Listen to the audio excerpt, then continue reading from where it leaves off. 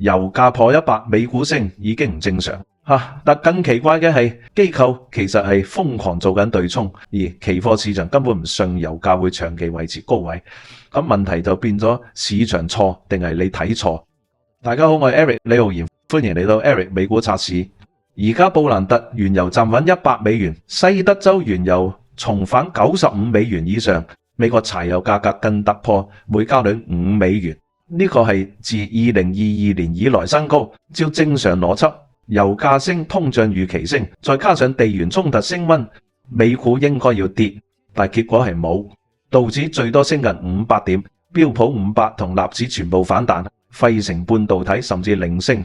如果你睇期貨市場，就會見到另一個答案。近月合約因戰爭恐慌急升，但2027同2028年遠期價格幾乎冇反應，成條曲線呈現極端逆價差，即市場其實認為呢場只係短期衝擊，而唔係長期供應枯竭。但唔好掉以輕心，穆迪模型顯示美國未來12個月衰退機率已經升到 48.6%， 呢個係自2020年疫情以來最高水平，而且半年內上升咗15個百分點。背後原因係就業市場惡化同埋經濟數據全面轉弱。歷史上除咗疫情之外，二戰後每一次衰退前夕都伴隨住油價飆升。如果油價失控，美國消費開支會直接受衝擊。但問題嚟啦，風險咁大，點解市場仲升？答案係表面平靜，但底層資金其實喺度劇烈調倉。而家資產離散度已經飆升至接近 18%。呢個係自2022年大熊市以來最高水平，代表資產相關性已經被打破，各大資產各走各路。再睇數據，標普500一個月 Put Call Skew 升至約12，創2021年底以來最高。機構投資者正在不計成本買入 Put Option 做對沖。ETF 空頭部位同避險比例創2020年以來最長紀錄，而 CTA 基金過去一個月已經減倉800億美元。當市場已經大量對沖，當系統性資金已經大幅減倉，其實潛在賣壓已經被消耗。所以我嘅核心觀點非常明確，對於長線投資者而言，而家唔係恐慌嘅時候，而係一個難得嘅買點。而家未必係最安全，但已經唔係最危險。從過去8年數據睇，地緣衝突對股市影響係短空長多。